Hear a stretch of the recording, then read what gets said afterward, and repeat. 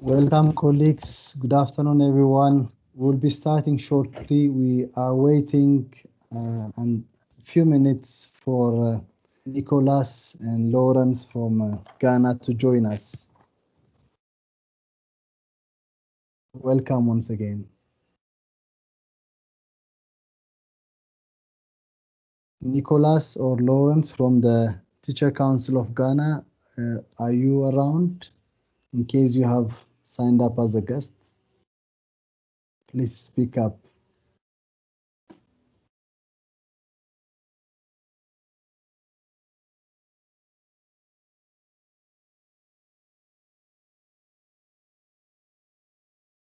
Let's give them a few minutes and we will start shortly. Welcome again.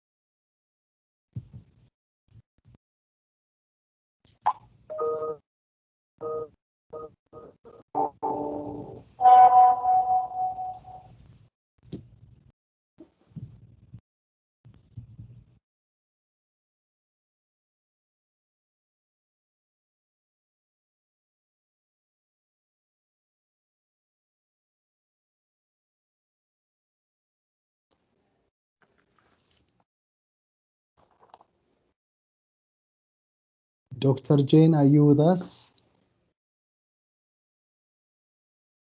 From Ministry of Education and Sports, Uganda. Are you with us?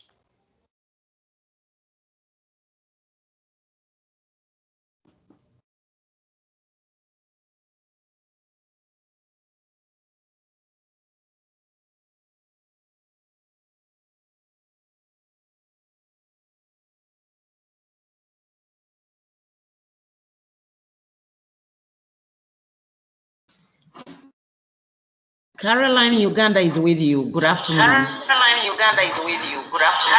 Caroline, Uganda. Welcome, Caroline. Thank you very much.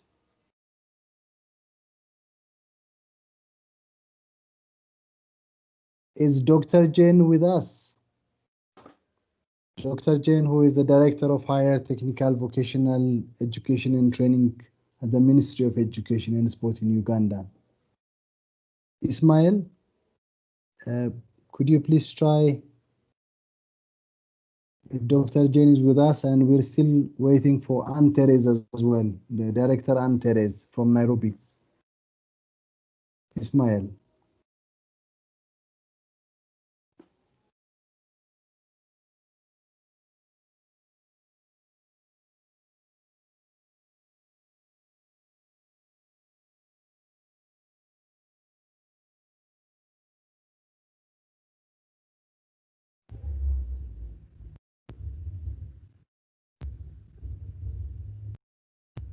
Ismail. Ismail. Ismail. Ismail, can you hear us? Hello, Brian. This is Charles from Uganda. Well, welcome, Charles. Thank you very much. Yes, good afternoon. And I've just spoken to Dr. Jen. Okay.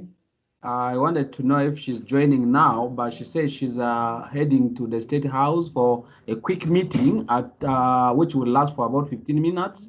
And she suggests that we start. If Commissioner Jonathan Kamwana is there, he could open, and then Dr. Jen will come in later and they will swap their roles. That's what she has suggested. So Jonathan, please, if you are there, you could take over to say a few words on behalf of Dr. Jane. That's what she suggested. Thank you very much, Charles. That's okay. Jonathan, are you around? Okay, Charles, so Jonathan, are you around with us? I'm around. Okay, so we will be starting shortly, and I will give you the floor when the time comes. We are still waiting for our colleagues from Ghana to join us, but maybe and then Director Antares to join us. Ismail, do you know if Antares will be joining us? I know she has confirmed. Ismail, can you hear us? Yes, I can hear you. I'm sorry I don't have that information, but I was relying on Sherejad to do that connection, and she had, by the time we started, she had not gotten back. Let me also send a short mail just to confirm whether Aunt Therese confirmed participation. Okay. Thank you very much, Ismail. I think it's better that we start. I know our director Yumiko also has another meeting. Hello? Yeah, this is Prosper from UNESCO Accra. Just to say that I'm trying to make a follow-up call to the National Teaching Council, so I'll be back soon. I'm checking out to make that call to find out what is going on. Over. Thank you, Prosper. Thank you very much, Prosper. Very much appreciated. So I suggest probably we start now, and if colleagues, hopefully we have the Kenyan team with us, and we can start with the opening remarks, and then later on probably when some of the colleagues arrive, we will continue. So thank you very much, colleagues. Good afternoon to all who have joined us today for this virtual workshop. We apologize, we started a few minutes late. We have been waiting for some colleagues to join us. A warm welcome to this session, which is jointly organized by ICBA, UNESCO Regional Office in Eastern and Southern Africa, and the Norwegian Teacher Initiative Project in UNESCO Office in Uganda. My name is Binyam Sisai, and I will be your moderator for this workshop. I work as a program officer at UNESCO ICBA. Let me do some housekeeping first. We have planned 1 hour and a half for the workshop. The webinar is being recorded, and we will make it available on our website as soon as we finish. And those of you who have comments and questions, please write them in the chat box. Our chat moderator, Ismail, will group them into similar teams and present them later. The follow-up program is we have opening session with some remarks from our director and Dr. Jane and Director Antares, and then we have the presentations from on the experience sharing from the National Teacher Council of Ghana and the Teacher Service Commission of Kenya, and finally we have time for some discussion and some closing. So now it's my pleasure to invite Dr. Yumiko Yokozuki to start us off with her welcoming remark. Yumiko, over to you, please. Hello, thank you very much, Binyam, Dr. Binyam. Can you hear me? Yes, we can hear you well. Good. I'm not going to use the video. I'm sorry because of the connectivity. So, welcome to colleagues from Kenya, Ghana, Uganda, and also from AFTRA.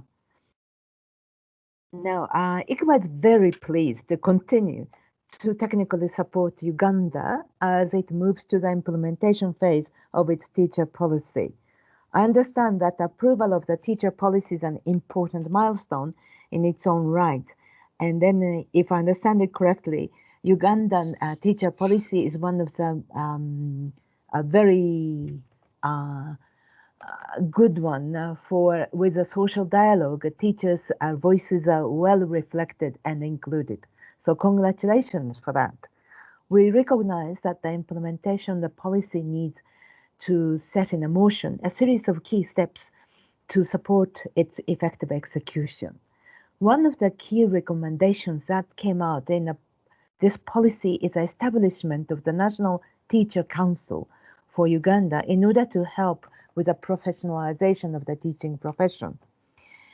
In doing that, Africa already has several vibrant and active national teacher councils, and we can learn from their examples and experiences. I'm pleased that this virtual workshop is organized in order to benchmark the teacher councils of Kenya and Ghana to learn from their good practices and challenges. This is the spirit of ICBA. We firmly believe in African solutions for African challenges. I'm very happy that the ICBA is continuing its close collaboration with the Norwegian Teacher Initiative project, which aims to support the development of comprehensive national teacher policy that impacts teaching and learning positively. ICBA is also intensifying our main mandate of supporting teacher policy development in Africa. Recently, with our technical backstopping, the Seychelles has approved its teacher policy and implementation of it to start in January 2021. Our moderator here, Dr. Binyam, was hugely responsible for accompanying Seychelles for coming to a very comprehensive teacher policy. As part of our NTI project, ICBA is currently closely accompanying the policy development technical team in Malawi, sharing our expertise, and resources. We will continue to do more in the coming years. Let me end by commending and introducing some of the people who have worked very hard for this one, including the Director of UNESCO Regional Office of East and Southern Africa, Director Anne-Therese Nongjata, my sister, and Dr. Jane Egau Oku, Director of Higher Technical Vocational Education and Training in Ministry of Education and Science in Uganda, also my sister. From the National Teaching Council in Ghana, Mr. Nicholas Bweben and Mr. Lawrence Sarpong.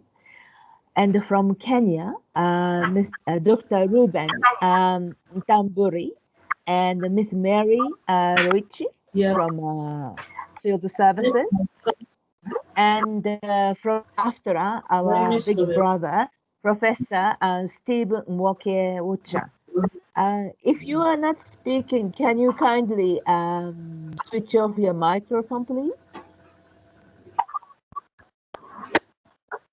Please switch off your microphone. Thank you. So thank you very much again for your participation, and I wish you all a very fruitful deliberation in this virtual workshop. Thank you very much. Over to you, Binyam.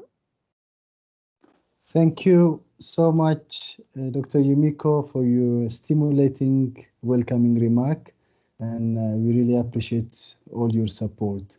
I see that we have now, we will move to the next speech to be provided by Dr. Jane Egau, but as was noted earlier, she couldn't join. She will join us in a bit later, and I will invite Mr. Jonathan Kumowana, who is a commissioner at the Ministry of Education and Sport in Uganda, to make a little bit of a remark on her behalf. Mr. Jonathan, over to you, please. Thank you, moderator and chair.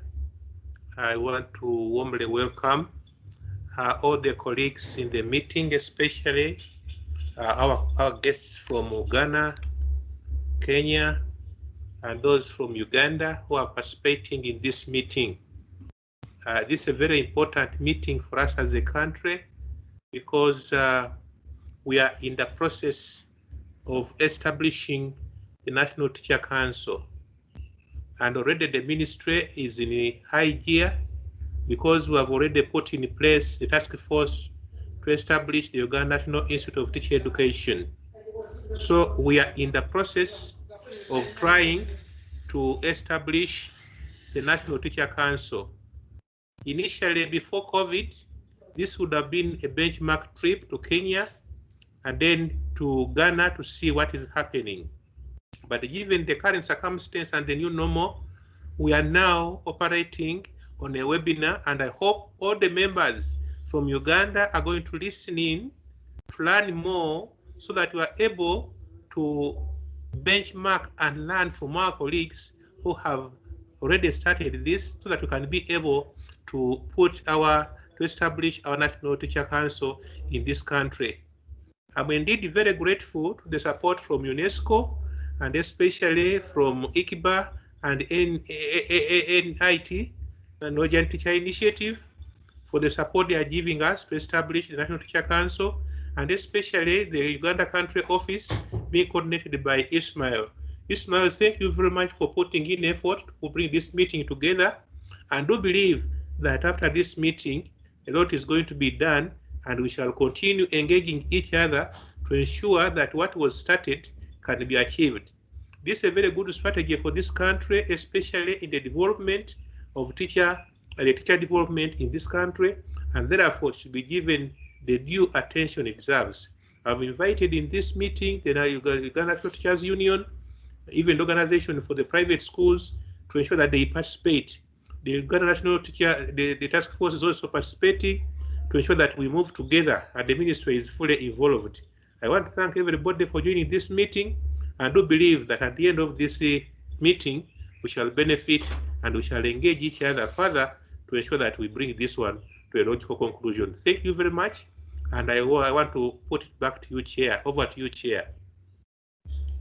Thank you very much, Jonathan. Thank you for providing us with the context and with the purpose and objective of this particular workshop and the expectations. I really appreciate it very much.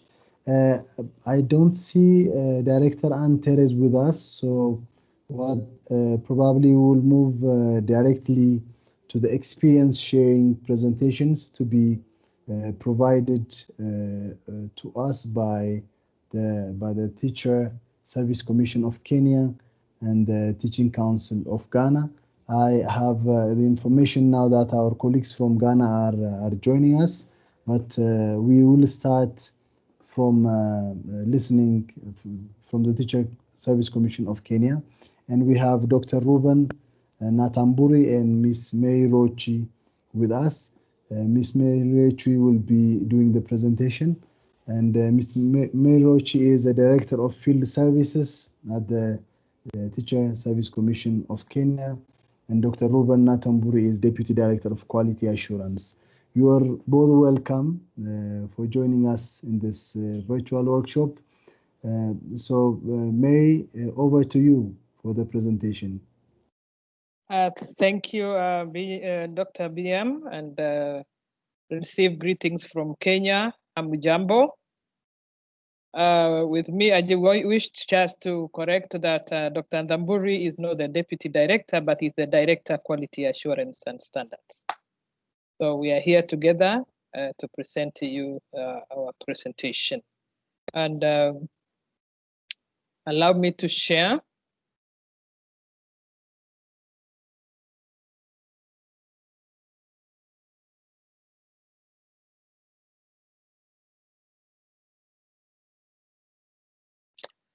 Thank you, ladies and gentlemen, and more so I want to appreciate Dr. Yumiko, my sister, whom we have worked with, and Steve from AFTRA. Thank you very much for being here to support us too. Ladies and gentlemen, the Kenyan education system, the Teacher Service Commission Kenya, as it is, I would wish to present our presentation as an overview of the Kenyan education sector, also the establishment of TSC, the membership of the commission, the legal framework that supports the commission, and more so the functions. However, the education sector is premised on the social pillar of the Vision 2030 blueprint that aims to transform the country into a middle-income economy and providing quality life. And the sector, education sector, is primary in this, and therefore its aims at providing competitive quality education and training. And this is expected to be realized, ladies and gentlemen, through the provision of quality teaching and learning, leading to improved learning outcomes. The structure as it is that the Ministry of Education in Kenya is responsible for the development of the national policies and programs that ensure success and affordability at all levels of basic education. And the Teacher Service Commission specifically was established under Article 237 of the Constitution with a mandate to regulate and manage the teaching service. Currently, the TSC manages a teaching service of 332,792 teachers deployed in 31,826 public educational institutions. The basic education is mainly the primary schools and secondary schools, and also teacher training schools, institutions, which trains diploma teacher and certificate holder teacher educators.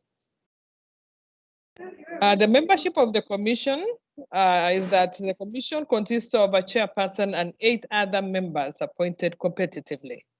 The position is a presidential appointment, and the president, when upon a vacancy, will announce and declare the vacancy and constitute a panel to select the members, both the chair and its membership, and they serve for a period of full-term period for non-renewable 6 years. The commission is also supported by a secretariat, and this is supported under TSC Act 212, which provides that the secretariat of the commission is headed by the commission secretary, who the commission appoints again through a competitive process.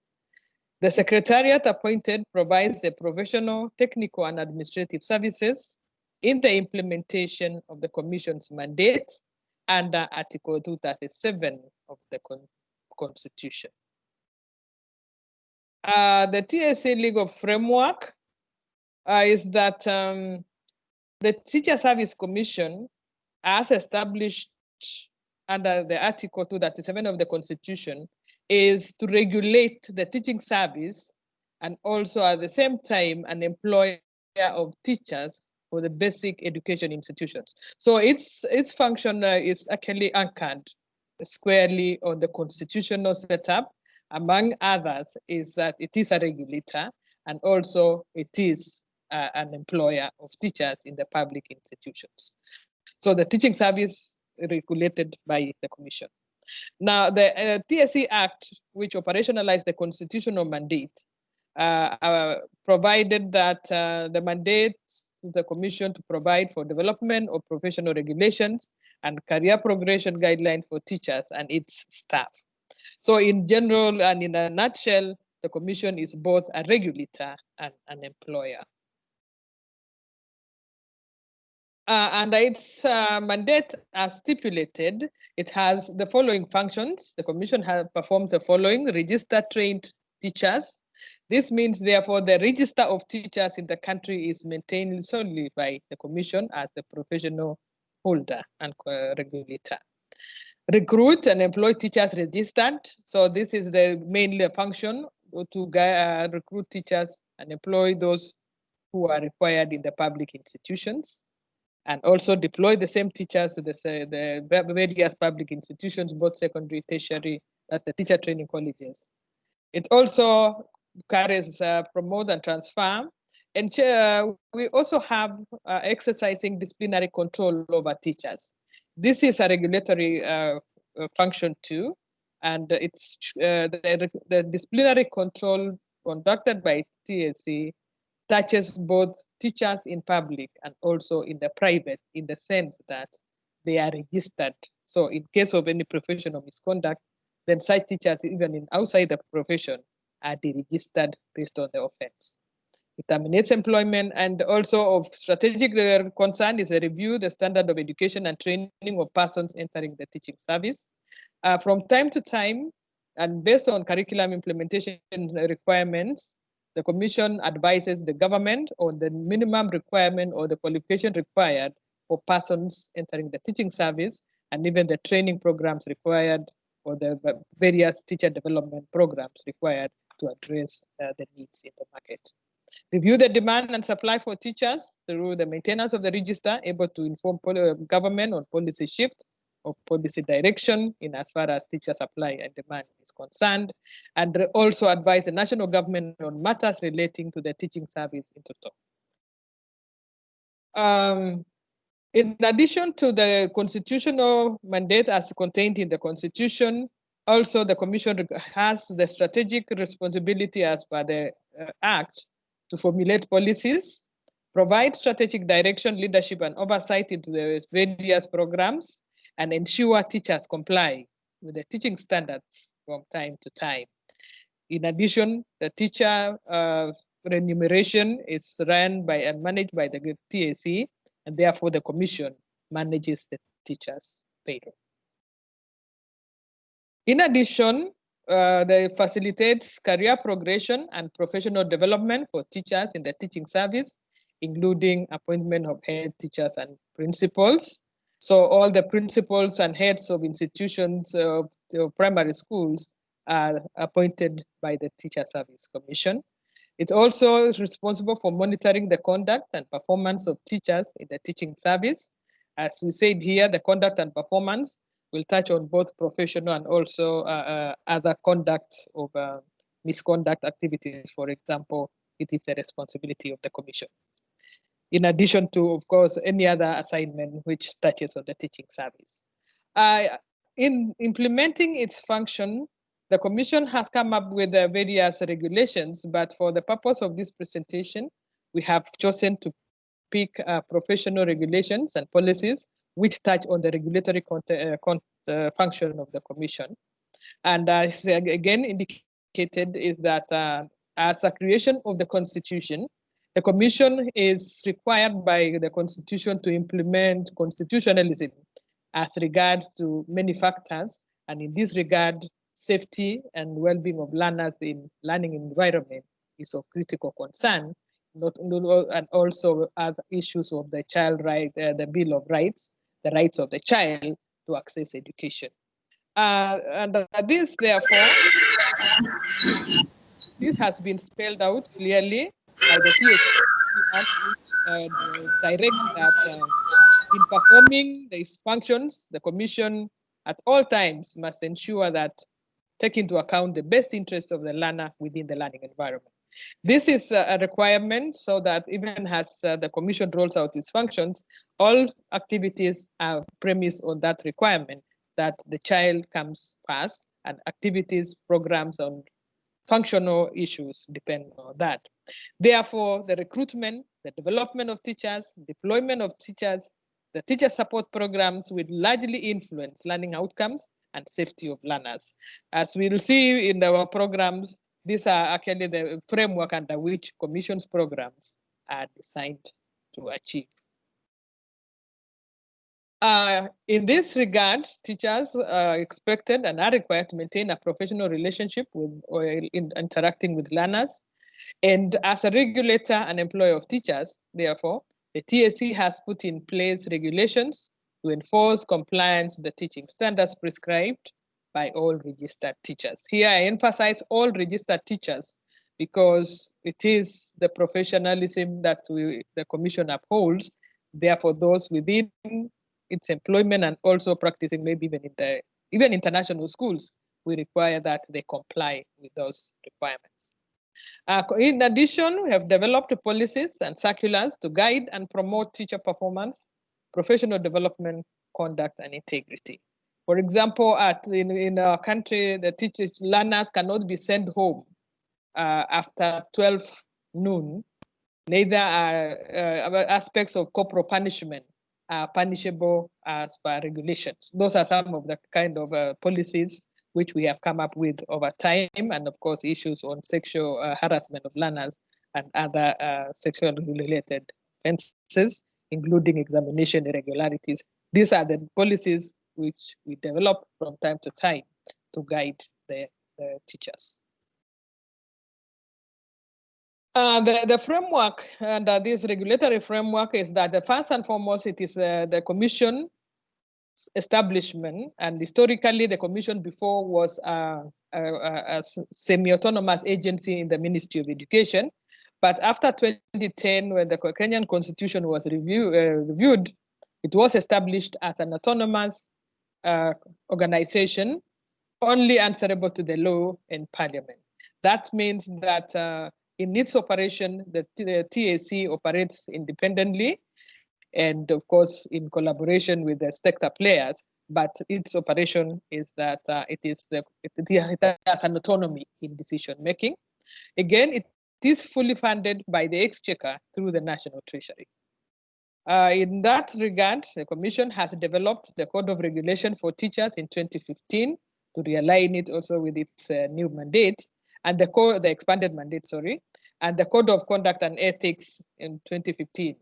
These two regulations provide, among others, professional standards expected of teachers and establishes mechanisms for effecting disciplinary action for non-compliance, and also the Code of Regulation and Ethics regulate the professional conduct of registered teachers. They are expected to observe a professional code and guide learners on various, guide them on how to relate with the learners. Based on that, we look at the critical regulatory framework which has been put in place, and one key one is a teacher regulatory teacher registration. We also have teacher appraisal and development, TIPA, which we call it TPAD, and teacher professional development, TPD, and teacher disciplinary control function. The four, we have highlighted those four as they play a critical regulatory role in addition to the operational as the employer of teachers. And why teacher registration?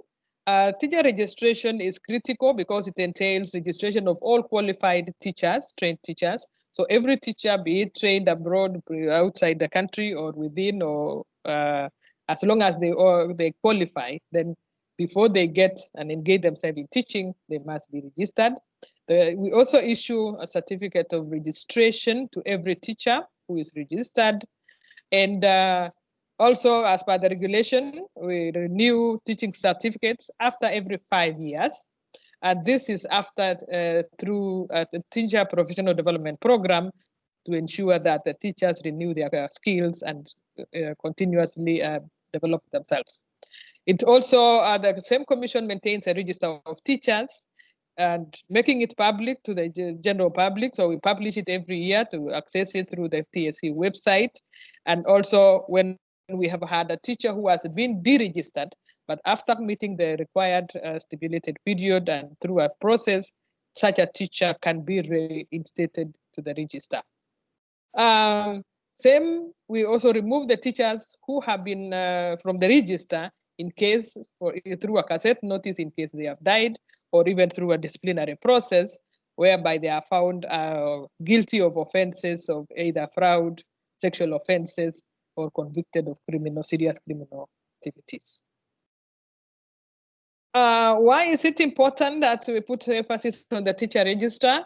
It's because it is a compliance issue that any person must be certified to be providing teaching, must actually meet the provisions of the law. Also ensure that only trained and qualified persons enter the teaching service, that is, they are entered into the register, and we do not enter any other person into the register other than one who is trained. It is informing also training institutions on the market demand. From analysis of the market, the data within the register, we are able to know the market subject areas required, the required number of teachers for every level, and therefore linking up with the training institutions, the universities and other training institutions, they are able to meet, to design their programs to meet the market demand. And also we have where private schools may engage teachers, board of management may engage teachers, and in each case, at every level, this should be registered. Therefore, it is also a database for the trained teachers. We also have the regulatory aspect of appraisal and performance management, which we call TPAD. And under this, the Commission has put in place mechanisms to ensure that teachers' performance are actually monitored, and we are also able to develop them in the event of discovered challenges. And this is an online tool, which we are grateful was supported by the World Bank, and also we are able now to assess our teachers. They are able to fill in data online. We have also developed school-based support program. Again, with the World Bank support, we have quite teacher support programs. And we have also developed modules which will support these teachers as identified, to address the identified gaps. The overall purpose of the appraisal system is to provide teachers opportunity to improve on their competencies going forward. We also have standard assessment, mainly to ensure compliance with the teaching standards prescribed and ensure that professional tools, professional standards are adhered to while delivering the teaching schemes of work and all the record of work and the rest, even learners' progress. Professional development. The teacher professional development modules are aimed at improving teachers' pedagogical skills, managerial skills, and learners' outcome. And this informs a teacher career progression and also renewal of the teaching license. The module, I want to appreciate again and thank Dr. Yomiko. This is where she came in strongly and helped us in Kenya, and we are forever grateful. It is structured into 6 sequential levels that enable a teacher to undertake TPD at different times during or her time in the teaching career, and it spans for the lifetime. Actually, we are institutionalizing the lifelong learning for teachers. The teacher disciplinary control. Under the Constitution of Kenya, again, under that, the mandate is that the Commission will exercise disciplinary control over teachers. And Article 53 provides for the safeguard of the rights of children, which include protection and safety against inhuman treatment and punishment. Thus, the Commission has put in place under the Act sections and also the regulation on the discipline of registered teachers and disciplinary action that can be undertaken against teachers found guilty of professional misconduct, respectively. Against that backdrop, the disciplinary process is undertaken under various levels, and the first being an allegation being raised at school level. An investigation is done either by the school, mainly if it's a primary school and they lack capacity, the sub-county and the county offices come into play. Interdiction is effected, a hearing process is provided for, and this again is done either by the county or at the headquarters, depending on the nature of offenses.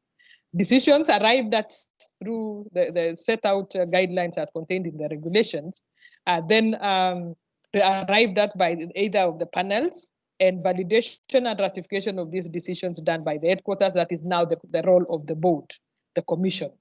So the commission, before decisions are communicated to the affected teachers, must go through and they are taken through to understand and appreciate that and ensure the process was adhered to. The review, sometimes, of course, the court provides for review. This is fair hearing as per the constitutional requirement. It's done upon only, and it is the prerequisite function of the board itself. And the decisions arrived at in a discipline function is a warning. For example, if the offense is not serious, suspension, dismissal from service, or dismissal from service and being removed from the register of teachers. This means this is the final, the serious offense, whereby the person is even deregistered so that they will not offer any teaching service. How has TSC succeeded to some extent? It has succeeded through the decentralized teacher management functions. And through the decentralization, because it's again a requirement of the Constitution to ensure all entities provide their services to the lowest level.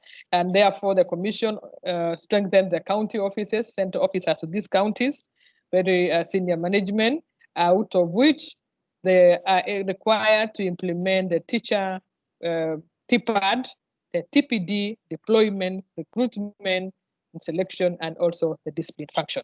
Also, boards of management of secondary schools and the colleges are appointed as agents to handle recruitment and discipline for post-primary institution as it is, as per the guidelines provided.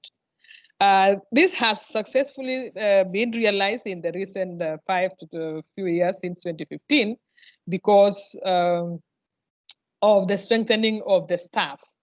The technical staff, that is the secretariat staff providing the services, have been deployed to the regional level, to the county level, sub-county level, and even to the zone level to support the programs which have been decentralized. We have also programs to sensitize boards of management and heads of institutions on management of discipline and also the recruitment process. Mary, The another TSC 1 or 2 minutes, stakeholders, please. Finishing, the TSC stakeholders are the National Treasury, the Ministry of Education, Board of Management, the trade unions, and heads association, and also religious institutions. The unions, we have been able to stabilize because of collective bargaining agreement, and the two unions have a 4-year running collective bargaining agreement. Therefore, with that, we negotiate the salaries, and therefore there is stability in the teaching service. And finally, ladies and gentlemen, on behalf of my CEO, we are happy to have been invited to share our story and to work with our sister country. We cherish our relationship with Uganda, more so because way back they gave us teachers in Kenya. The TSC also appreciates UNESCO for the support, especially UNESCO IGBA for the development of TPD.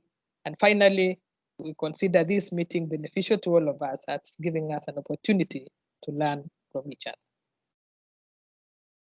With that, we want to say thank you. Asanteni sana. Thank you very much. Thank you. Thank you very, very much, Mary. Asante sana to you and to the team as well. This was very insightful presentation, outlining, all the details of the functions of TSC and some of the challenges. So thank you very much. I know the presentation was for Dr. Ruben and you. So we'll move to the experience sharing presentation of our Ghanaian colleagues, and then Dr. Ruben can come in later during the discussions. I see that, thank you very much again. I see that we have Lawrence and Nicholas from the Teaching Council of Ghana joining us. Can you hear us, Lawrence and Nicholas? Yes, I can hear you. Okay. Thank you very much and welcome. Lawrence, will you do 2 separate presentations or it's going to be 1 presentation? I think it's 1 presentation. Okay, perfect. So will you be presenting? Or Nicholas? Nicholas. Okay, so if I think he can't hear, so let me do the presentation. But I've been locked up somewhere, so I don't have the slides with me. That's why I was trying to get him. But I'll be able to speak to the issues without PowerPoint presentation. Thank you very much, Lawrence. So Mr. Lawrence Sarpong is Director of Professional Development at the National Teaching Council of Ghana. And we have with him Mr. Nicholas Bobeng, who is also a Director of Human Resources at the National Teaching Council of Ghana. So the floor is yours, Mr. Lawrence. Thank you very much. The National Teaching Council of Ghana was established in 2008, but the council could not function effectively because other agencies were playing similar role to performed by the council. So it was in 2018 that the council assumed its full mandate. And the council is governed by a board that is made up of 15 members. We have a 15-member governing board, and then the head of the council, that secretariat, is executive secretary. The council has only one office in the country, managing over 340,000 teachers. Then the staff strength is about 40, including drivers and then cleaners. So the technical staff is actually about 10.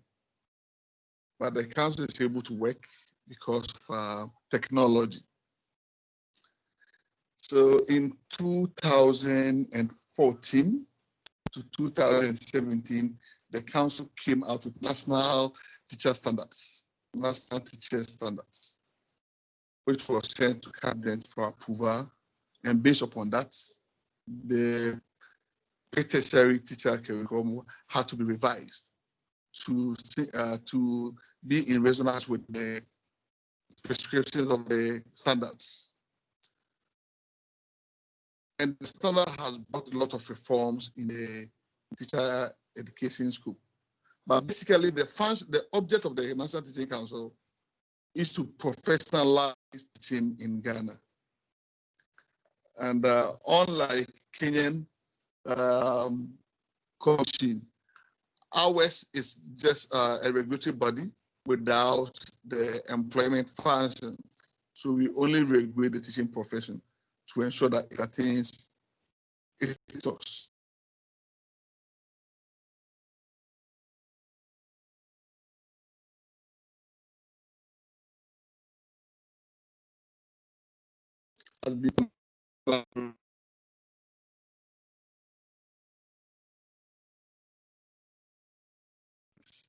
For teachers. And we believe that from these three functions, the council is able to profit.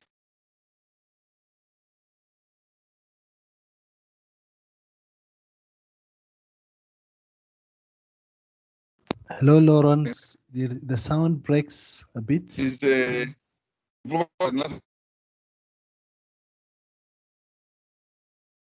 Lawrence, can you hear me? Your sound breaks. Aspect. The pre-service aspect shows how teachers in the training institution should be trained. And then the in-service aspect shows how CPD programs should be organized for teachers. So based upon the pressure of the standard, as I said earlier, there has been a reformation in the pre-service teacher curriculum. So we came out with curriculum framework that is underpinned by the standard. And based upon that, all the teacher training institutions in the country, we have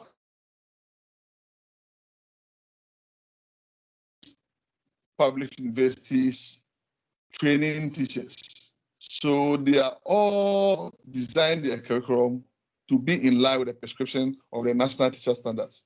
And that is why we have come out with a framework for them to work within. Then we have also developed INSET framework. The INSET framework is similar to the Kenyan one. It ensures that in-service teacher education and training is well coordinated and regulated. Apart from that, we have the CPD framework, which also guides how control professional development programs should be organized in the country. We have also developed mentoring and coaching framework. We realize that service providers and other providers organize mentoring and coaching programs in uncoordinated manner. So we have come out with a mentoring and coaching framework that focuses on 4 pillars: that the knowledge of the curriculum that the teacher should be mentored on, the knowledge of the learner, since we have learners with different abilities. So another pillar is the knowledge of the learner. We have the knowledge of the school, and then the knowledge of the curriculum. We believe that when teachers are mentored within these 4 pillars, they can also perform effectively. So anybody who is writing coaching and mentoring book or manual should ensure that it's aligned with the framework. If somebody is also training teachers on mentoring coaching, we expect that to also be in line with these 4 pillars.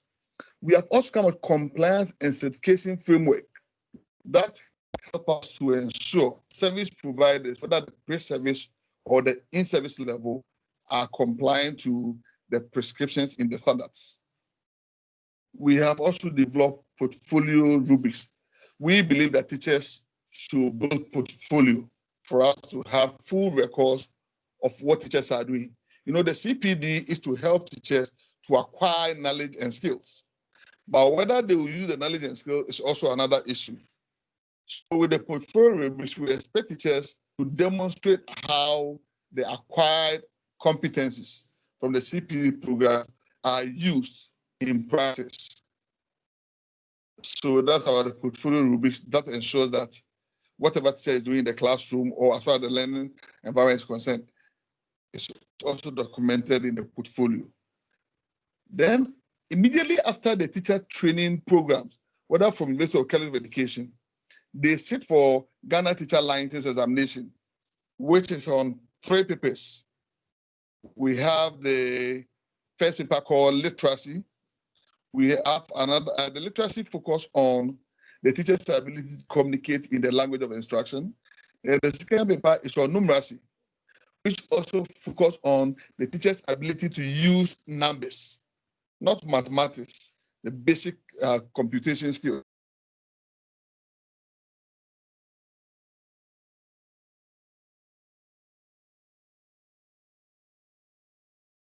The knowledge of the profession.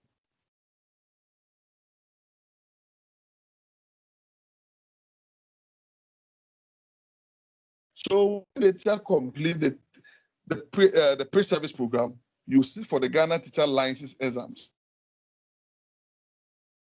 And upon completion, you go for 1 year induction program. During that induction program, if an individual person can still write, we write the exams twice in a year. The main one is September, and then in March, February, March, we do another one, which is for research. And those who could not take part in that period, individual can still write the exams. And it is upon when you pass the exams and also pass the induction program,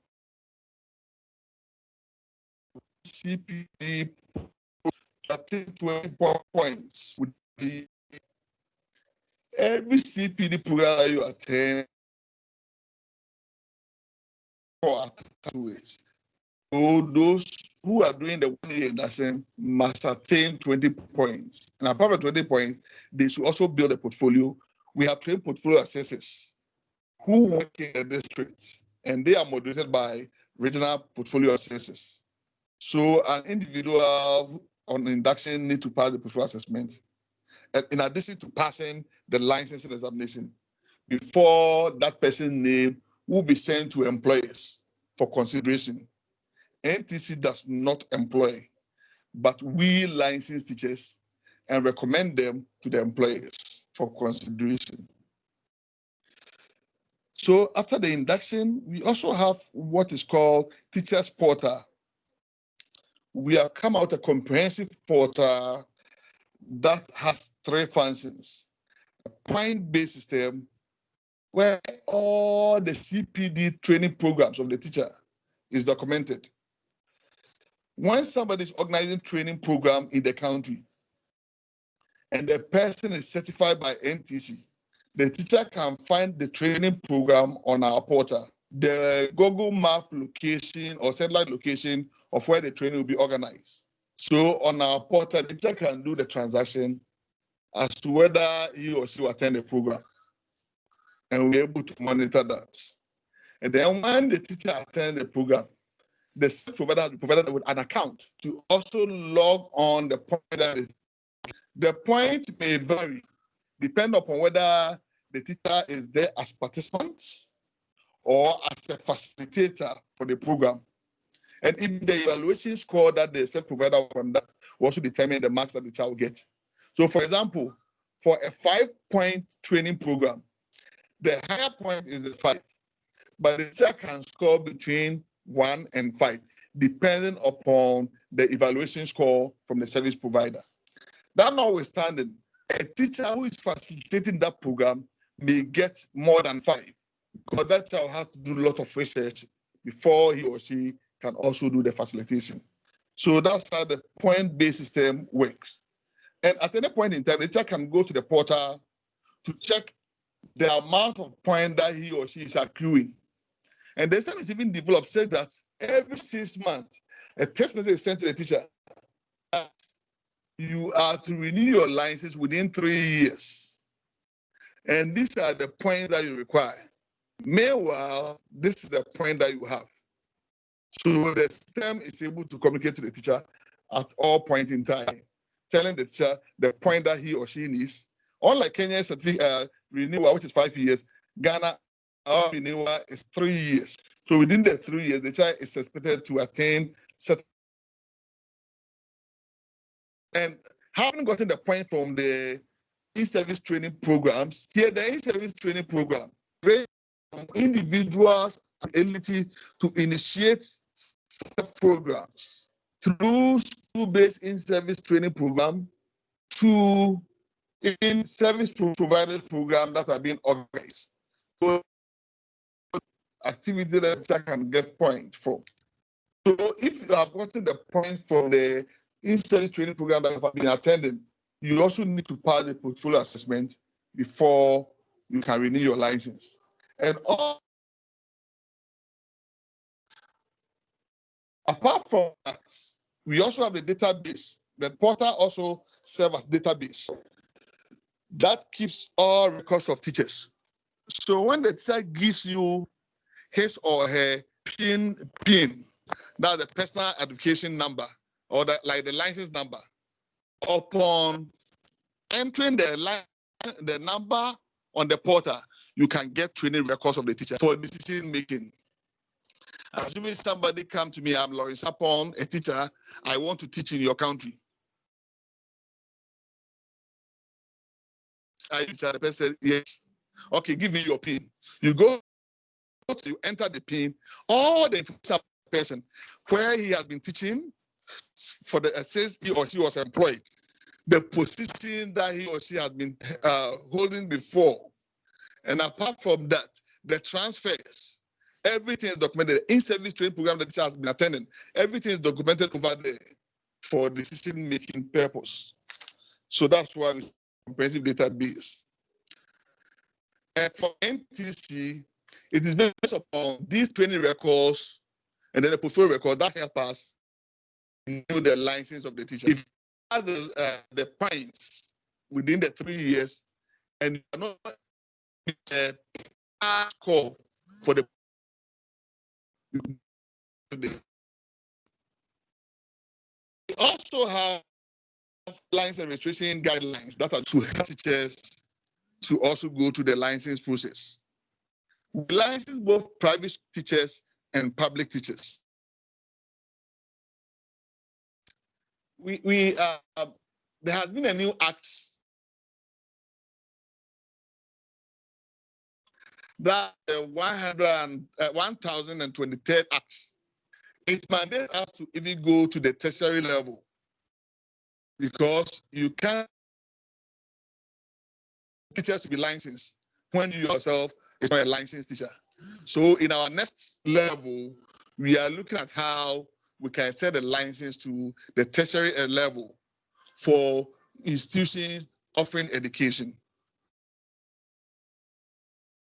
We also have 3 different types of teachers register.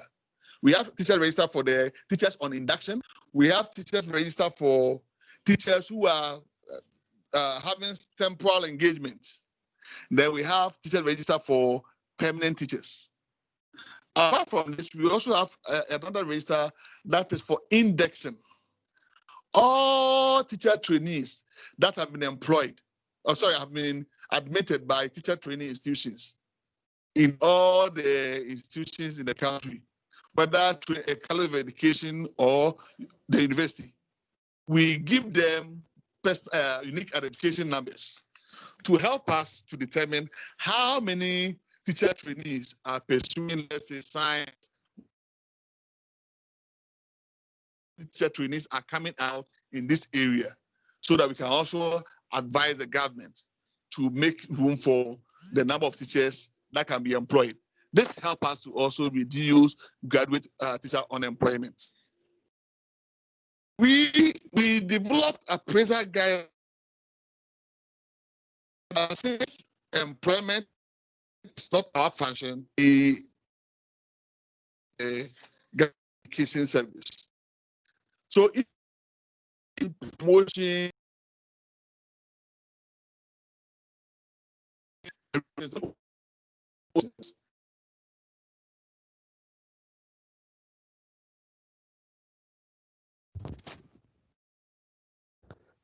Mr. Lawrence, can you hear me? Mr. Lawrence, can you hear me? program, we collaborate with UNICEF, other partners to also provide trainings and capacity building for teachers. Just Excuse me, last 2 Mr. months, Lawrence, can you hear we me? collaborated with UNICEF and Ghana Education Service to train 230 officers from different regions and different districts on how to integrate universal design for learning in our education system to ensure or to implement inclusive education policy in the country. And last month, we also collaborated with GES to train all the training officers in the 260 districts and the regional training officers in the 16 regions on how to also implement teacher professionalism in their jurisdictions. Currently, we are working with GES and Ministry of Education to also enhance learners' attainment at the basic education level, and the World Bank project called GALLOP, that's Ghana Learning Accountability Project. So thank you very much. This is a brief about the National Teaching Council of Ghana. Thank you very much, Mr. Lawrence, for this very useful brief about the functionality and the experience of the National Teaching Council of Ghana. In between, your sound was breaking. I don't know if it was the same for everyone or it was just on my end, but we're hoping that you will provide us with the PowerPoint presentation later, so that we will be able to share it with our participants. But also we can make it available for a wider circulation later as we produce the report. So thank you very, very much once again, and I really appreciate all the effort that you have made to present and to under this circumstance. Thank you once again. Now we are going to move to the discussion session, and I know there are some questions that has been sent in the chat box. I encourage also other participants to go ahead and put more questions and comments on the chat box so that we make the best use of our time. Just as Ismail is probably doing, collecting the questions, I just want to give a 1 or 2 minute for Professor Steve Nokecha, who is the Executive Director of AFTRA, who is with us, to just say a few words as we are collecting the questions. Professor Steve, can you hear me? Yes, Binyam, I can. Hear me too? Yes. So any comments and suggestions, a few words before we move to the questions and comment session? Yes, I want to commend all the parties involved, IGBA, Uganda, Kenya, Ghana. They are all the constituent bodies for AFRA, which I serve. And I'm happy that this effort is being made.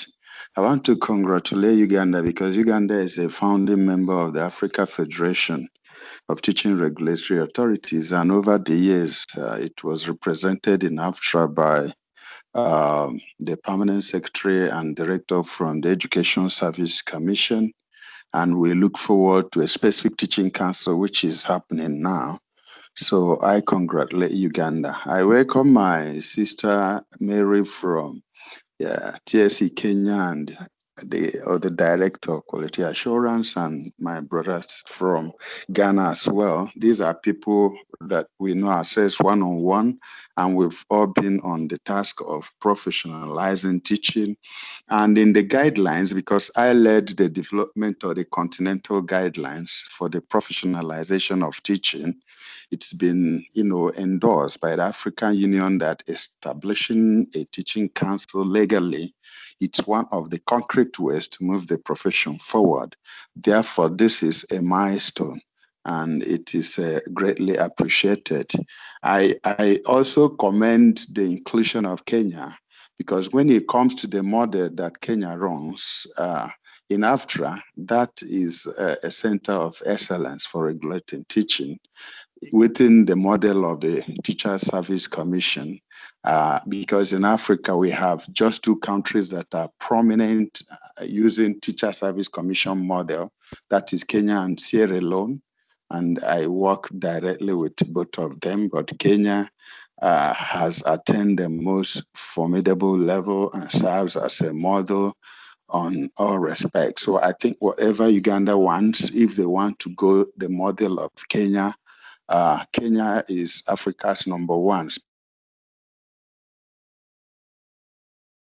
privilege of the information and experience I've had with them.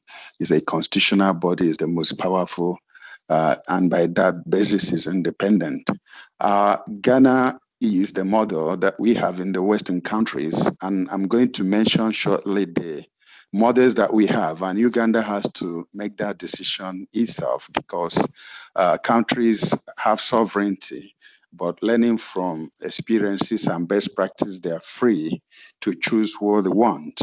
In the Western world, Canada, Britain, Australia, you have teaching councils as non-employers, and they think that that is a crucial element to be independent about, or for the independence of regulation. And within Africa, most professional bodies, engineering, law, medicine, they are not employers of teachers, because people worry about what happens when there is conflict of interest. So if you come to the world body, which is IFTRA, International Forum of Teaching Regulatory Authorities, of which I'm an executive officer representing Africa, I think their core is the teaching council model, which does not employ, and at the extreme again, which does not want to be a parastatal or agency of the Ministry of Education. But I used to say that in Africa, we have to look closely to our own environment and see what happens, because in the Western world, they have developed value bases and structures that are self-driving. So if they say do not employ an unqualified teachers, everybody is likely to obey, even though that instruction is issued by a regulator that is not an employer. But in Africa, you say do not employ because you are only a regulator. The government goes ahead to disregard you and employ. These are things we are finding a midway to resolve. I was the first director of Teacher Registration Council of Nigeria, the first director of operations. I was there for 12 years. From the year 2000, that was also the year South African Council for Educators began. And myself and my colleague, Moave Gale in South Africa then, who was also the chief operating officer, worked closely. And that was actually why we started the movement that now is known as Africa Federation for Teaching Regulatory Authorities. Now in Nigeria, it is a parastatal or full agency of the Ministry of Education, Federal Ministry of Education, in every respect, appointed by the president of the country and funded from national budget. Even though they collect revenue, the revenue is used to develop teacher programs, but it doesn't pay salaries and other things. You go to South Africa model, it's not like an agency as you have it in Nigeria, but it's a model that has its own autonomy, but under the supervision of the Minister of Basic Education, who has the final say to appoint the chair of the South African Council for Educators. I want Uganda, that's my first advice, to widen their scope of search and relate it to their local environment and to what works for them, because there are many models with their pros and cons. I'm inclined in Africa to seeing teaching councils being funded by government, even though abroad they don't accept because they say there will be conflict of interest. Because again, teaching councils need to be powerful, need to be well funded, need to have good financial base, not just money collected from teachers. And then I don't also think that being agencies of government could stop you from doing your work if, as in Kenya, it is well founded in the constitution or law, the autonomy. Like Kenya, like South Africa, they go direct to National Assembly or Parliament to make their cases, to present their annual reports, and even ask for source of fund. So they are not primarily tied to the president as to have a conflict of interest that would be prejudicial to their functions. So, but I just needed to highlight this, that there are models, and in dealing with funding, dealing with whether they should be agency of government or not, and dealing with autonomy and things like that. But either way, the most important is for the law of the country to recognize that the job of a teacher will no longer be performed by people who have not been evaluated, registered, and licensed. And as you are aware, also at the continental level, in the continental guidelines, there is already an approved proposal to establish the Continental Teaching Council. And that teaching council would also, recognize and register and license teachers that meet the continental criteria. In the United States, let me also mention, many states are like Hello, teacher Peter. service commission. Steve, please, Yeah. can you Round up, right? Okay. Hello, I should round up, right? I wanted. Yes, can you wrap up in 1 minute so that we give some All time right, for so questions and comments, please? yeah, so I was saying in the United States, you have states as well operating like Teacher Service Commission, Kenya, 50 states or US. Many of them are both employers and also regulators, but you also have the National Board for Professional Teaching Standards that also carry out national registration and certifying teachers who could teach across the states. That is why I said that there are a lot of models, and Uganda can widen its search and at the end choose what best fits its environment. But it is commendable that this inquiry is going on and that the consciousness is there and that countries are recognizing the need to legally establish teaching councils, which have been defined as the most important step to take towards protecting and professionalizing teaching. Thank you very much.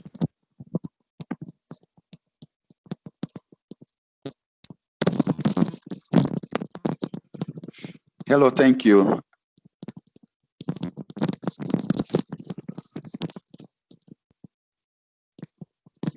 Hello, thank you.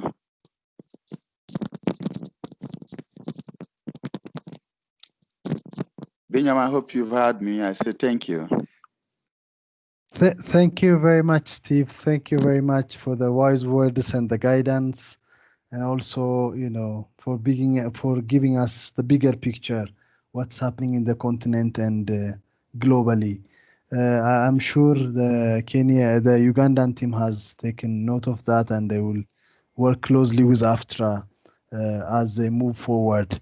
And now I want to give the opportunity to my colleague Ismail, who is based in Uganda, a UNESCO colleague in Uganda, who would, thematically present a couple of questions for the presenters to respond. Ismail, can you hear me? Could you please summarize some of the questions?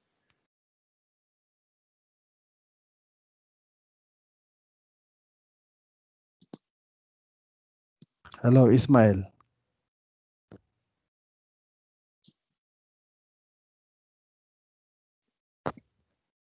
Ismail, are you with us? I am. Can you hear me? Yes, I can hear you now. Please go ahead with presenting some of the questions. Okay, thank you very much. And I want to thank the presenters for the wonderful presentations they've made this afternoon. A couple of questions have come up, and I'm going to try and cluster them.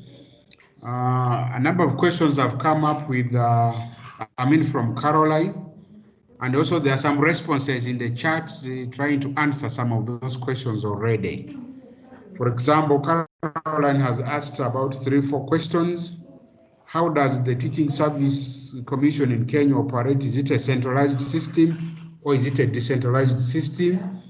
And I can see Ruben has given a very elaborate response to that, explaining how it works in the same chat box. Another question from Caroline was to do with when does the Teaching Service Commission in Kenya capture teacher data? Is it after training as the registrar, or is it when they are licensing them? Again, there's already a response as far as this question is concerned on the chat. But Mary and the colleague can feel free to answer them if they want to give additional information. The third question is, what is the experience of maintaining teacher data up to date, accurate and up to date? What is the experience of maintaining teacher data accurate and up to date? Because it's huge, and there's a lot of information per person, so there could be some challenges there. Again, Caroline is asking what is the experience of Kenya in maintaining that teacher data accurately. Another question was to do with how does the teaching service in Kenya or Ghana work with teacher training institutions? How does the teaching service within Kenya or Ghana work with teacher training institutions? The last question from Caroline is, how long does a CPD take to be reviewed when you are doing the CPDs, the continuous professional developments? How long does it take to be reviewed? There was a question from Adrian. Adrian posed the question that what challenges did Ghana experience during the process of establishing the National Teacher Council? Maybe the same question could also go to Kenya. What were the challenges they experienced during the process of establishing the National Teacher Council? And then the last question came from Kuldeb. Kuldeb has asked, how does the National Teacher Council in Kenya or Ghana ensure that teacher deployment is fair for underserved communities?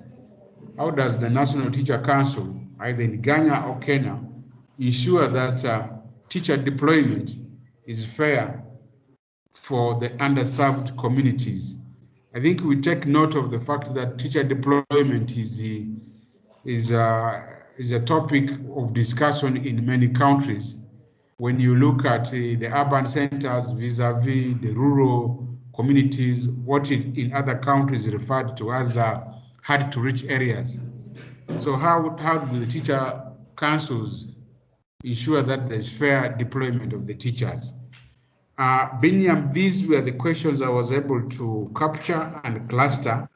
Maybe this is the time the presenters can also respond to some of them. Thank you very much. Thank you so much, Ismail, for your excellent summary of the questions and for thematically clustering them. As you said, some of the questions have been already responded to in the chat, but I want to give the opportunity to Mary and Ruben first to, if there are any additional comments that they want to provide or respond to some of the questions that they haven't responded to yet. Dr. Ruben, Mary, who wants to come in? Please.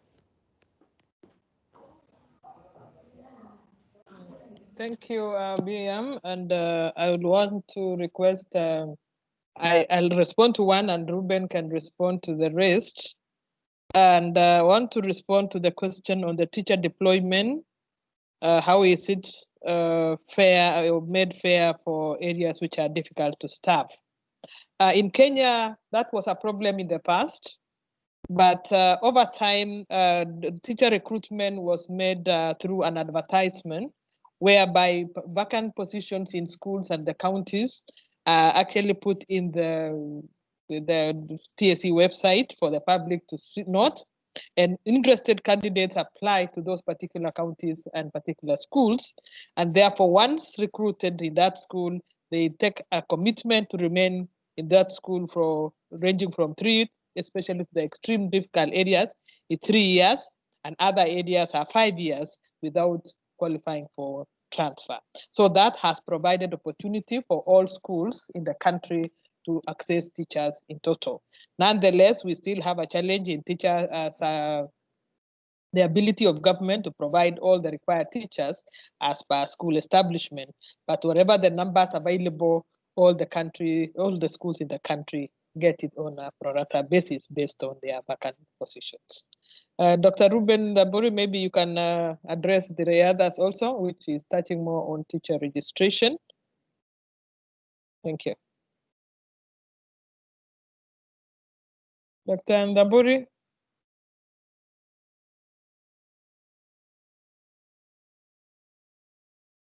Okay, I don't know whether it's... Dr. Ruben, can you hear us? Would you like to come in?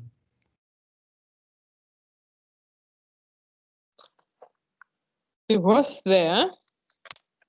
Yeah, I see him. He's still in the list, probably having difficulty with connection. Dr. Ruben, can you hear us? Okay, okay, maybe is there anything else? Yeah, you want to add? Yes, I can also make a response to how does the teaching service with the teacher training colleges in as far as teacher professional development is concerned. First and foremost, the teaching training colleges, especially those training teachers for diploma and also for certificate courses, that is what we call primary teacher education and diploma teacher education, are actually the teachers, the trainers there are employees of the Teacher Service Commission. However, the commission over time engages these institutions as centers for, they partner to over the centers for training. But what the commission has done is identified key service providers, and the TTCs become centers for training. At the same time, the commission has participated in the development of the curriculum for teacher education under this particular, together with Kenya Institute of Curriculum Development, and therefore TSC sits as one of the technical team to draw the curriculum for teacher education in that this college. Mary, I'm present now. Oh, you're there. You're there. Okay, yeah, good. I am there. Yeah. Thank you. We have been looking for you. Yeah, so, it was. There was a problem with the sound, but I'm okay now. Now you can pick from where I was because that is your docket clearly. Thank you. Thank you. Thank you. Good afternoon, everyone. I'm very grateful for this engagement this afternoon. And thank you so much, Mary, for the presentation. Ladies and gentlemen, I want to say that I want to start with the issue of the experience of maintaining teacher data accurately. I want to say in Kenya, we register teachers after they have finalized their pre-service training. They apply online and they go through a number of questions that they have to answer. They also upload their certificates, which we vet.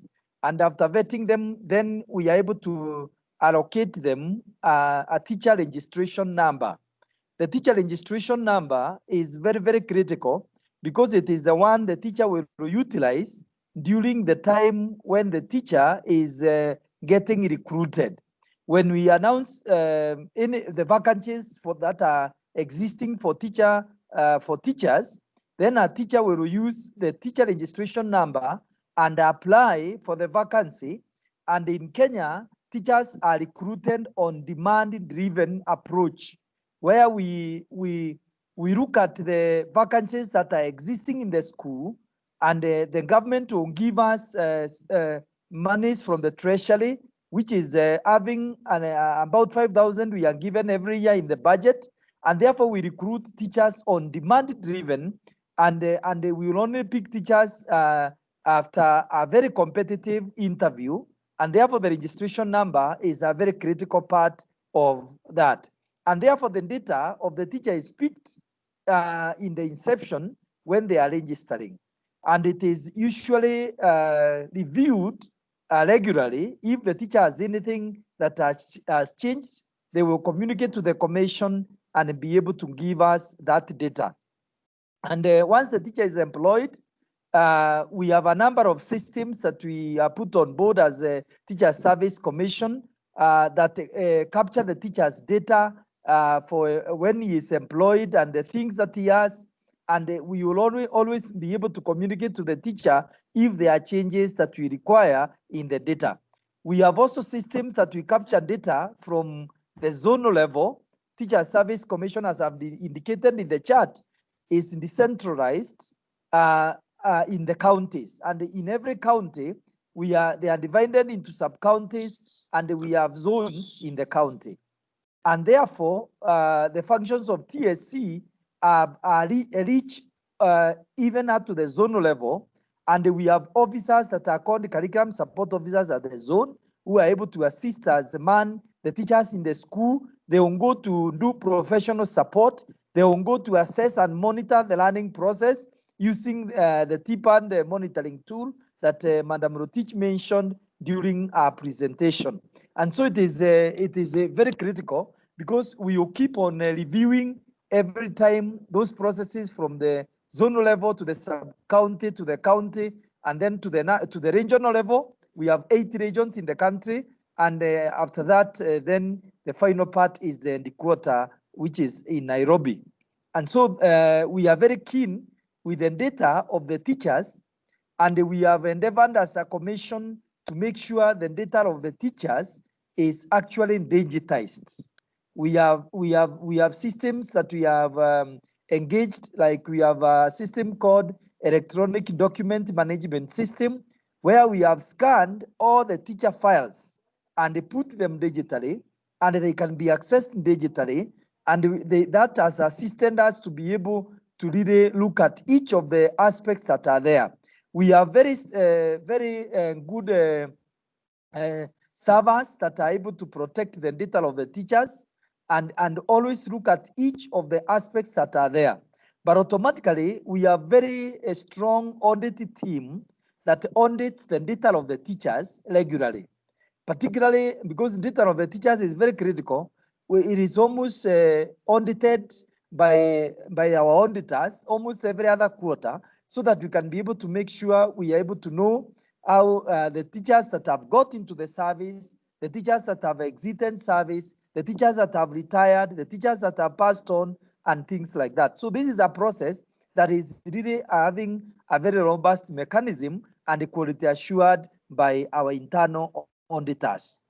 As Madam Rotich did indicate on the second issue, was on the work of the teacher training colleges. The Teacher Service Commission, as a regulator, is the one that starts with the issue of saying the kind of the teacher that we want in the colleges must have these entering grades.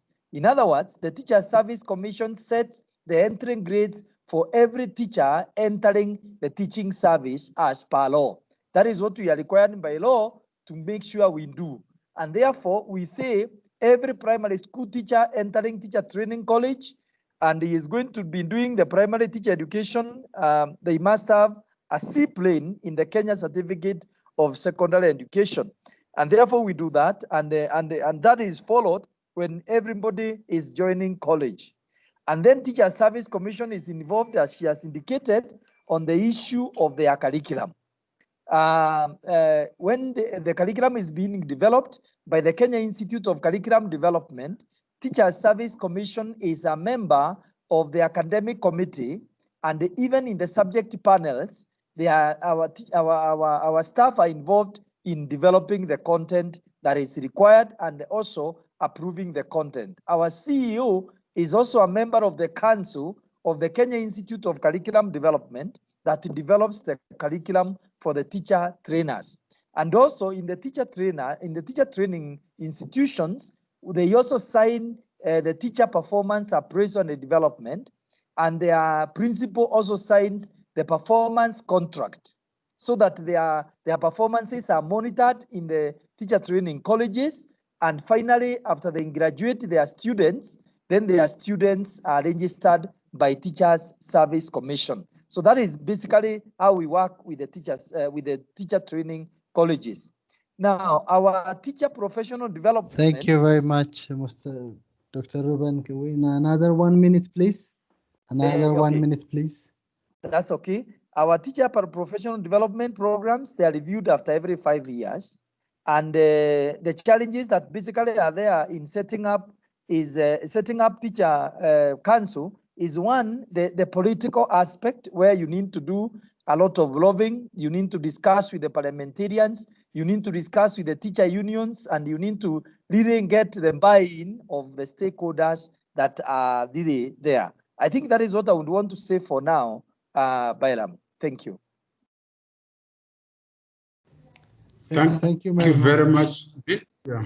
Viniam, there are two hands up. Yes, I was. I'm just watching the time, and it's 3:30, and I thought that probably we can hear from Lawrence for a few minutes on the comments to be made, and I think we have to wrap up. I am going to ask everyone to bear with us for another 10 minutes, please. We started a bit late, and we try to conclude in 10 minutes. What do you think, Ismail? Thank you very much. There are two hands up. Before we move to Lawrence, maybe we can ask these hands to quickly summarize their question, so then Lawrence can respond to this, and maybe the others. Ismail, I see 3 hands. I think it's going to take a bit of a time. Can we ask them probably to record their questions in the chat box, so that we give the time for Lawrence to respond to some of the questions earlier? Okay, that's fine. So kindly, Proscovia, Moses, and Patrick, if you could recap those questions in the chat box, that would be great. Thank you. Okay. Thank you, Ismail. Thank you very much. Thank you very much. So, Lawrence, maybe the floor is for you. You can make responses and comments for those questions.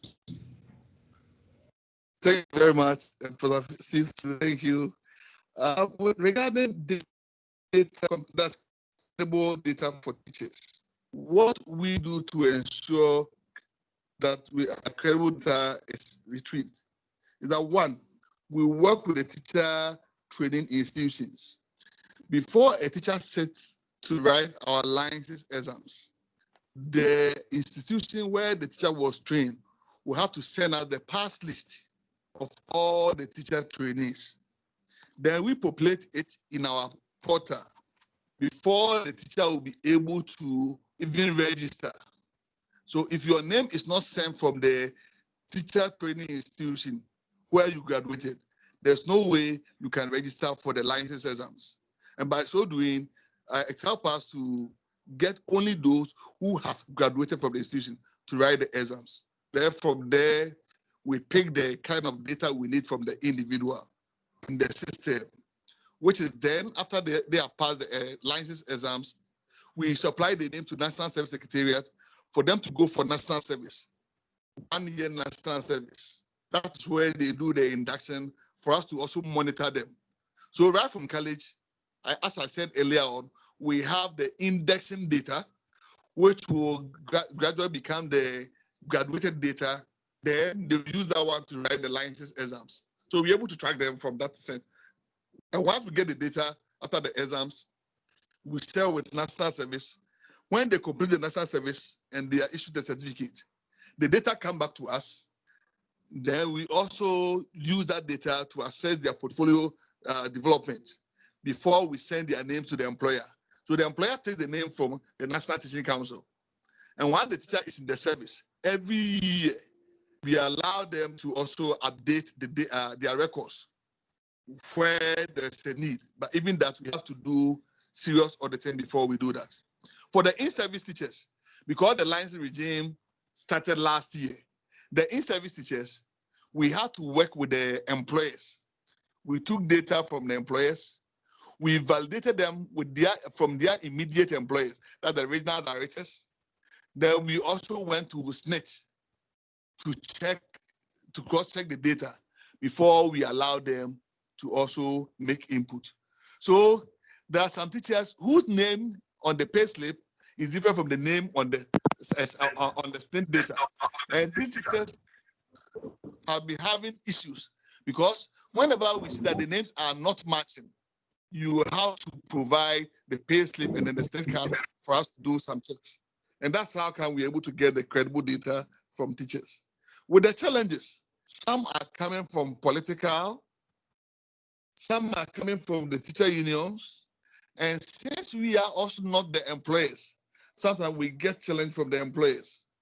With the politics, when we are talking about licensing of teachers, a certain political party will say that when I come, I will take away the licensing of teachers. So don't take them serious. Even though there's the law from parliament that has passed this, political parties also have their interests, and sometimes they stir the environment to create agitation. Teacher unions too, sometimes they come in with a lot of agitation, and we have to sit down with them, move back and forth here and there before we're able to move on. Then 2018, for instance, when we started the first license exams, group of political parties instigated some of the teacher trainees to take us to court that we don't have the mandate to conduct license exams. And that dragged our license examination for more than a year before court ruled on our favor. And on the issue of the employers, when the council give information to teachers that we expect every teacher to upload data, to do this, to do that, the employer will come in and say that they are not your employees. You can't instruct them without passing through us. You send a letter to the employer to communicate to the teachers too, they will not do it. So these are some of the challenges we've been encountering.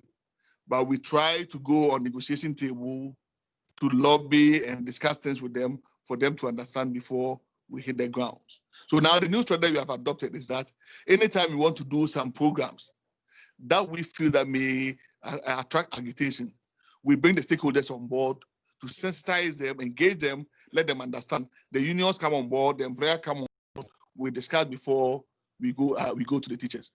By so doing, we're able to assign roles to the employers and then the unions to also play for us. Because of that, we have even been able to develop comprehensive national teacher policy with the teacher unions and then the employer. The comprehensive national teacher policy talks about, we have a whole chapter on it that talks about teacher deployment and management policy. You know, the deployment, about fair deployment to understaffed community. That is not the job of the council. We don't recruit teachers, so we don't deploy them. But because the Norwegian Teacher Initiative used NTC as the link agency to develop the comprehensive teacher policy, we ensured that the employer developed the teacher deployment policy and management policy that specify how teachers should be deployed. And because of that, we are able to have fair deployment. But here it is stated that teachers will be posted to where their services are needed. So every year, the employer conduct needs assessment to identify areas where teachers are understaffed, and then the specialty that they will need. And based upon that, they are able to post teachers to those areas. So this is what I also want to contribute to the question so far. Thank you. Thank you very much, Lawrence, for all these explanations. Ismail is encouraging those of you who have more questions to kindly put them in the chat box so that they will be responded to. We are running late and we have to wrap up soon.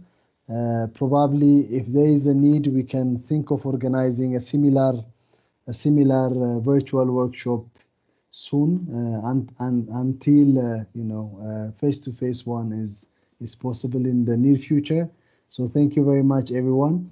Just before we wrap up, our director Anne-Therese couldn't join us at the opening, but she have a message probably that she wants to tell us, and we have. I'm sorry if I pronounce your name. Our colleague Shezar Zaid Fadel with us to briefly say a few words, and then we close. Fedal, please go ahead. Yes, thank you, Binyan. I hope everyone can hear me clearly. First, apologize that we had some technical issues in the beginning as we were supposed to do the opening remarks. So, ladies and gentlemen, colleagues, on behalf of Ms. Anne-Therese Ndungchata, the UNESCO Regional Director for Eastern Africa, I would like to say it was a great pleasure to attend this webinar and the following discussions. In Uganda, UNESCO has worked with the Ministry of Education through the different projects to address teacher issues, including the development of the national teacher policy. As now, Uganda is setting to establish the National Teacher Council, which has been defined precisely by the teacher policy as one of the key structure. It was therefore very important to benchmark with countries that have teacher councils in place. So I would like to take this opportunity to thank officials from Kenya and Ghana for sharing generously their experiences, processes, and challenges in establishing National Teacher Council, but also in providing details on functionality, including financial resources, as well as legal frameworks and relationship with Ministry of Education and other teacher stakeholders.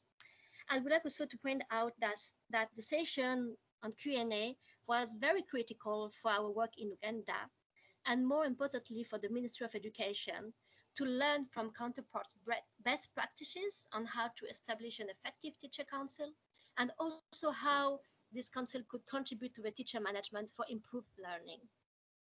UNESCO will continue to support Uganda and also other countries in the region where we have a presence, particularly in teachers' policy, teachers' capacity, and teachers' professional development. So we hope that following this webinar, the Ministry of Education in Uganda will be able to fast-track the establishment of a National Teacher Council. Once again, thank you very much, and apologies for the beginning. Thank you. Thank you very much, Fedal. Really appreciate the support from your director and all the colleagues in Nairobi. So let me move now to the final remark and a closing remark by Mr. Jonathan Kamawana, who is a commissioner at the Minister of Sport, Education and Sport in Uganda. For final words, Mr. Jonathan. Thank you, moderator. My voice is not very clear because of not being well, but I hope you'll follow very, very well. Well, I want to thank Lawrence. I want to thank Robin. I want to thank Mary for the wonderful presentation. I've been listening in, and my colleagues have been also listening in, and I think they have learned a lot. This is an experience we have shared, and as a country, Uganda, we are committed to establishing the National Teacher Council. We have already come up with 9 principles for the teacher bill, which have been placed before cabinet. And once this is done, we are going to the next phase of drafting the teacher bill, which will now put in place the Teacher Act. And after putting the Teacher Act in place, the Teacher Act will now enable us to establish the National Teacher Council. We are right now doing the preparatory activities to ensure that this is done and the country can achieve the intended objective of approving the National Teacher Policy and implementing it successfully. And all these are steps we are taking as a country to ensure that we improve the teacher professionalism, teacher management, teacher development, and the profession gaining its status and recognition as it should be in the country. And all these efforts, we are committed as a country, we are committed as a ministry. I want at this moment, once again, to thank colleagues from within Uganda who have attended this important meeting. Thank you for the ideas you have been sharing. The Unity Task Force, you've been part of this, and I hope this will help us to also strengthen our work to establish the institute itself, for the pre-service training, and then for the National Teacher Council to manage the professional conduct of our teachers when they get out, to ensure that we get the best from them. For the other agencies, especially, we want to say thank you, Ismail, for coordinating this activity. And as Robert, as the moderator has said, I think we need to organize another one very soon to see how best we can learn and we can share the experiences from this first meeting to the next workshop and see how it can help us also fast track to establish the National Teacher Council. Secondly, we want to thank ICBA, we want to thank the Norwegian Teacher Initiative, we want to thank the regional office of UNESCO in Nairobi, we want to thank the regional office in Addis Ababa for the support and for the participation and for the interest you have shown in developing the National Teacher Council and developing the teachers for the good of this country. Once we have very good teachers, then we know the learning outcome for our learners will be very good, because there is no education system which is better than the quality of its teachers. Once we have quality teachers, then we shall have a quality learning outcome for our learners in this country.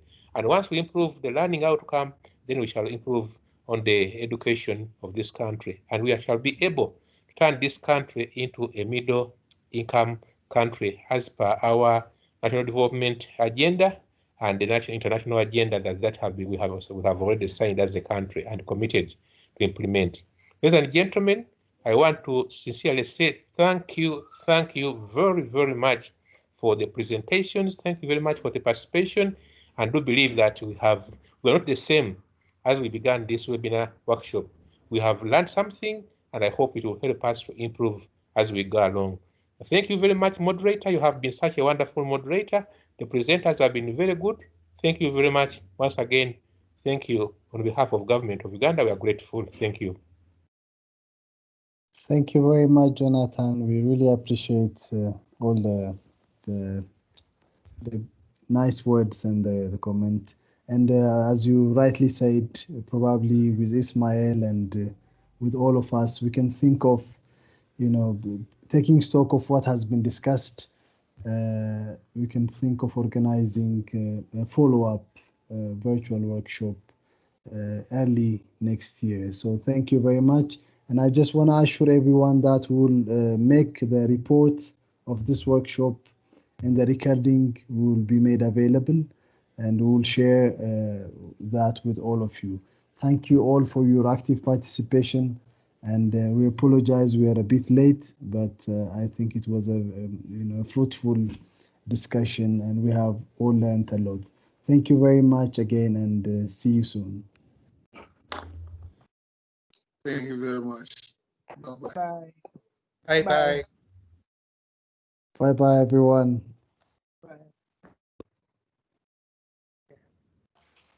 Thank you. Bye-bye.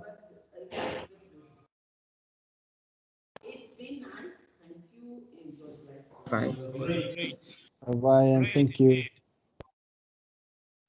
Bye-bye. Yeah. Thanks, Ismail. Bye-bye.